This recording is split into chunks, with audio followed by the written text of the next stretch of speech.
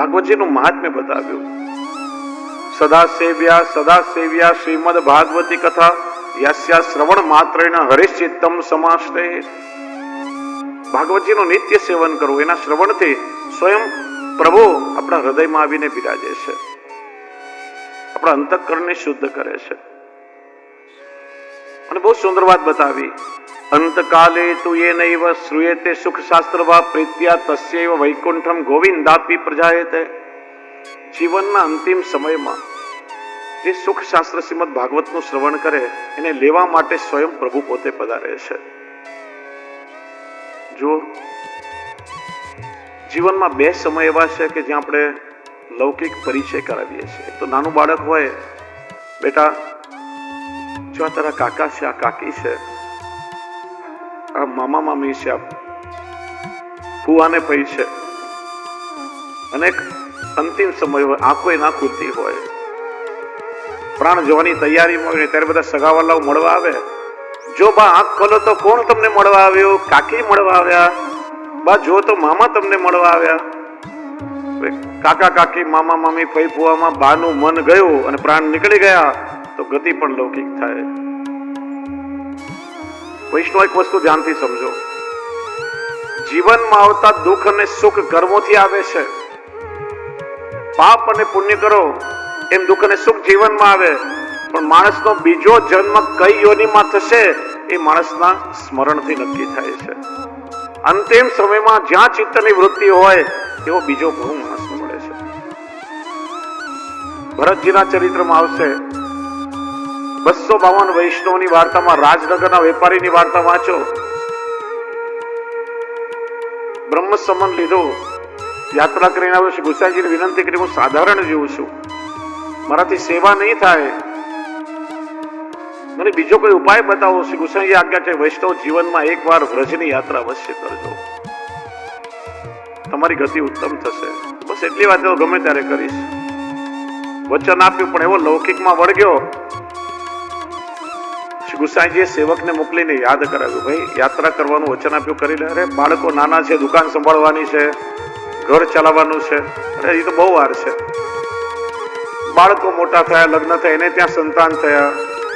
ફરી શ્રી ગુસાઈજીએ કહ્યું, યાત્રા કરી લે, કે નાના બાળકોને રમાડવાના છે, મારા દીકરાઓને જે દુકાન ચલાવતા આવડતું નથી. સતત લૌકિકમાં ચિત્ત, શરીર છૂટ્યું અને શ્વાનની કૂતરાની યોનિમાં આવ્યો. દરવાજાની બહાર બેઠો રહે, આવતા જતા રોટલાનો ટુકડો નાખે, ખાય, ગુજારો કરે. જીવ દૈવી હતો, લીલાનો હતો. શ્રી ગુસાઈજીએ સેવકને ફરિયાદ કરી, ભાઈ એક ભાવ બગાડ્યો, યાત્રા કરી લે. અરે ગયા જન્મમાં આટલું કમાયો, મહેનત કરીને આ છોકરાઓને અક્કલ નથી, દુકાનના દરવાજા ખુલ્લા રાખે, ઘણી વાર કોઈ આવીને ચોરી જાય તો. ધનમાં આસક્તિ, બીજો જન્મ સર્પની યોનિમાં આવ્યો, તિજોરીની આસપાસ આટા માર્યા કરે. પરિસ્મરણ કરાવ્યું, ન માન્યો, ચોથો જન્મ ગટરમાં કીડાના રૂપમાં થયો. શ્રી ગુસાઈજીએ સેવકને આજ્ઞા કરી, એક ડબ્બી આપી, સમજાવ, ન માને તો પછી એમાં પધરાવીને યમુનાજીમાં છોડી દો. શ્રી ગુસાઈજીનો સેવક આવ્યો કે ભાઈ 3 ભાવ બગાડે, યાત્રા કરી લે. અરે આવો આનંદ બીજે ક્યાં મળે? વિચાર્યું, આમ નહીં માને. ડબ્બીમાં ભરી શ્રી ગુસાઈજીને આગ્રહ પ્રમાણે યમુનાજીમાં પધરાવ્યો. એનાથી સીધી પ્રભુની લીલામાં પ્રાપ્તિ થઈ ગઈ. એને જ્યાં ચિત્તની વૃત્તિ હોય એવી ગતિ થાય. વૈષ્ણવનું કર્મ પણ શુદ્ધ હોવું જોઈએ અને વૈષ્ણવનું સ્મરણ પણ શુદ્ધ હોવું જોઈએ. જીવનના છેલ્લા સમયમાં એની પાસે લૌકિક વાતો ના કરો.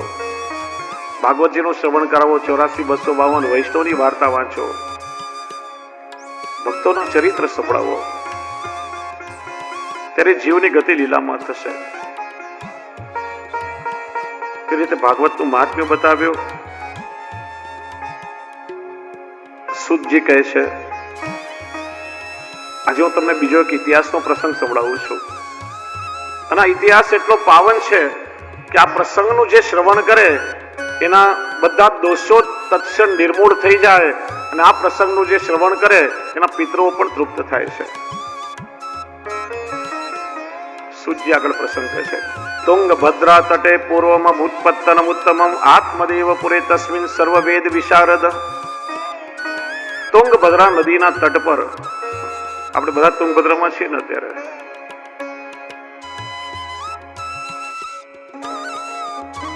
તુંગ એટલે વિપુલ, ભદ્રા એટલે પાવન કરનારું. એવું એક નગર, આત્મદેવ નામનો બ્રાહ્મણ રહે, ખૂબ સાધન સંપન્ન. એના લગ્ન થયા છે ધૂંધુલી સાથે.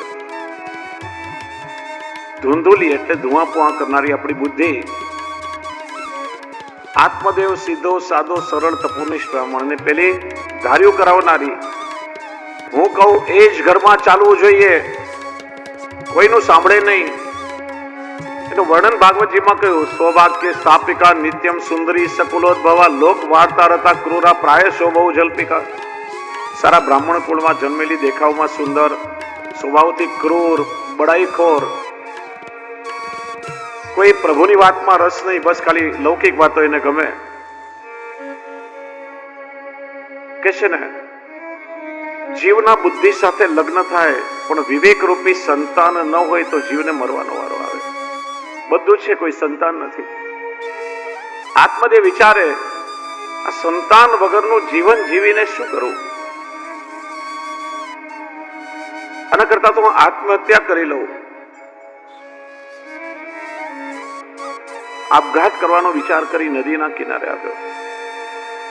સામેથી કોઈ મહાપુરુષ આવી રહેતા, વિચારું કે મરતા પેલા સંતના આશીર્વાદ લઈ લઉં, કદાચ સદગતિ થાય.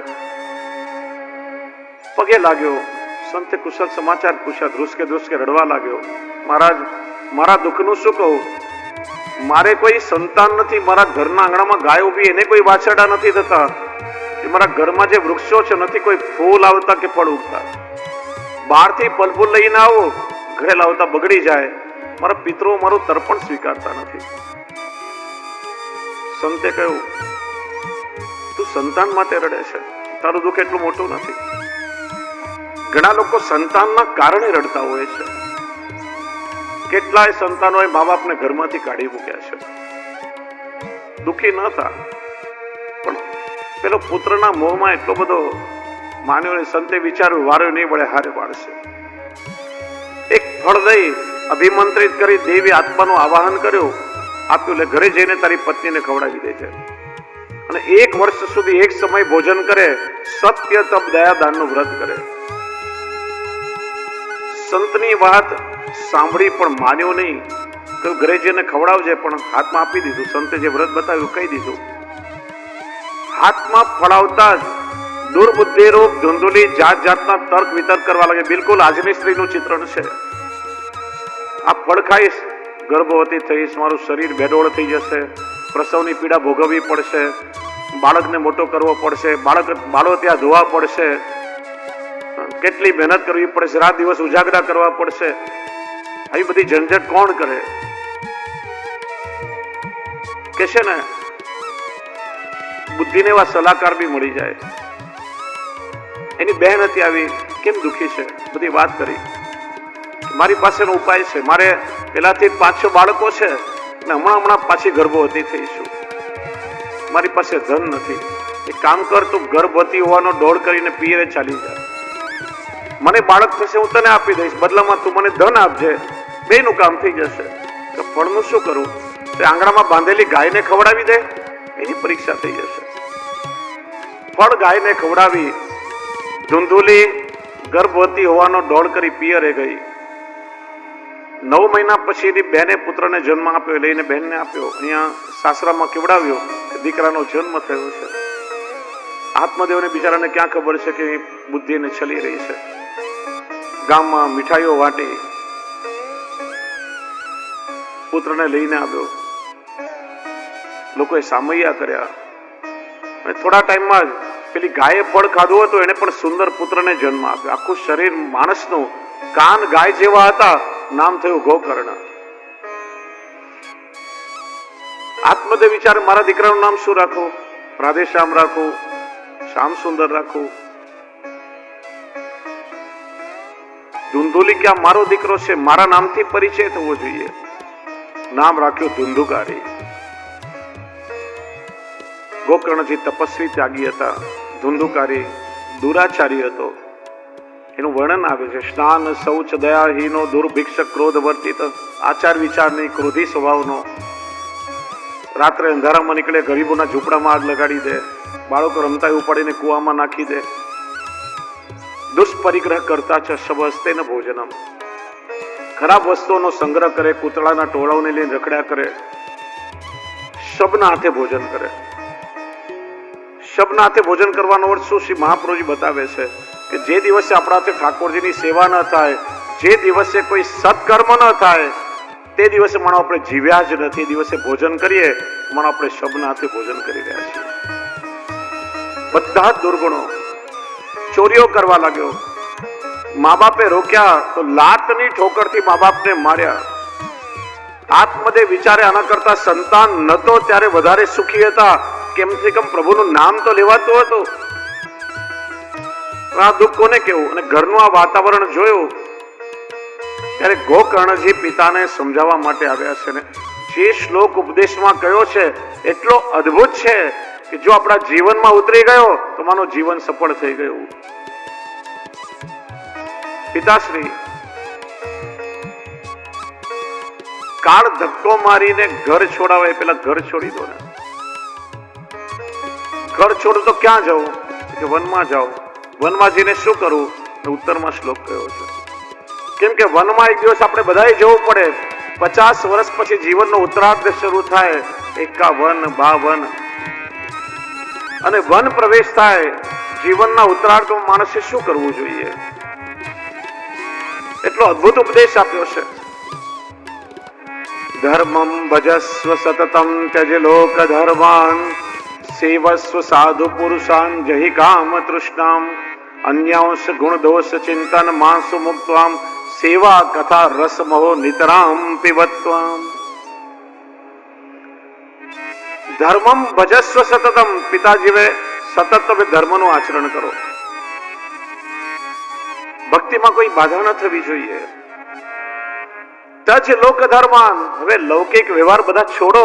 જીવનભર તમે લૌકિક વ્યવહારો નિભાવ્યા. હવે બાળકોને લૌકિક કરવા દો બધું.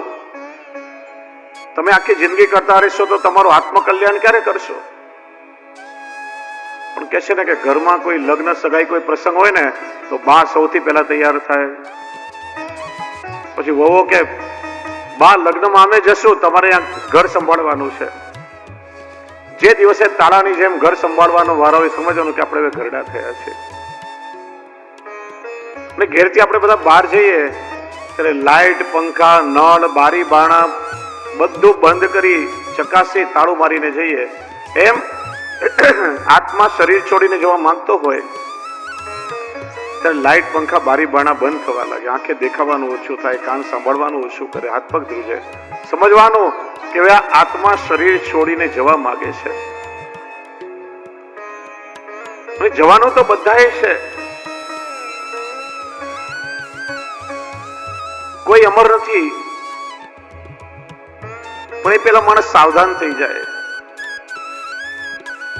હું ઘણી વાર કહું, એક વેપારી હતો, બહુ સરસ આલિશાન બંગલો બનાવ્યો, બધા સુખના સાધનો ઘરમાં વસાવ્યા,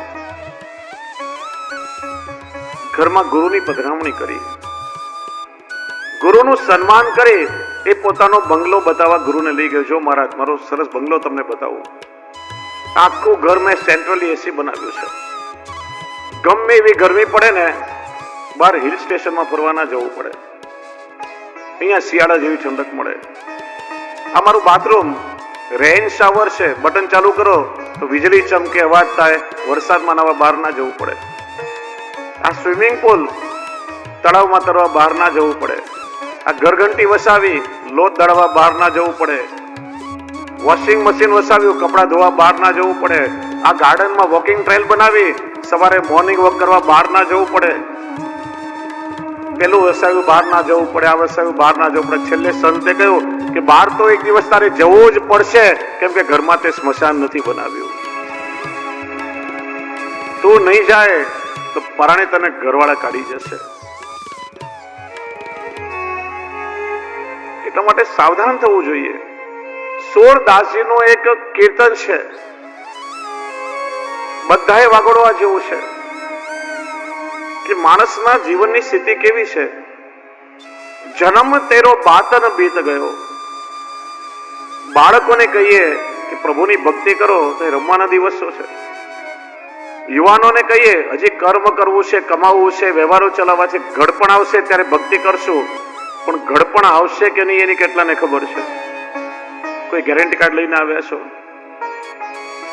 અને ચાલો ઘડપણ આવ્યો, આંખે સરખું દેખાતું નથી તો દર્શન કઈ રીતે થશે? કાનથી બરાબર સંભળાતું નથી તો કથા કઈ રીતે સાંભળશો? હાથ પગ ધ્રુજે છે તો પ્રભુની સેવા કઈ રીતે કરશો? પ્રભુની ભક્તિ કરવા માટે કોઈ વયની રાહ જોવાની જરૂર નથી. પ્રહલાદજી નાના હતા, ધ્રુવજી નાના હતા, બાળપણમાં પ્રભુને મેળવી લીધા છે.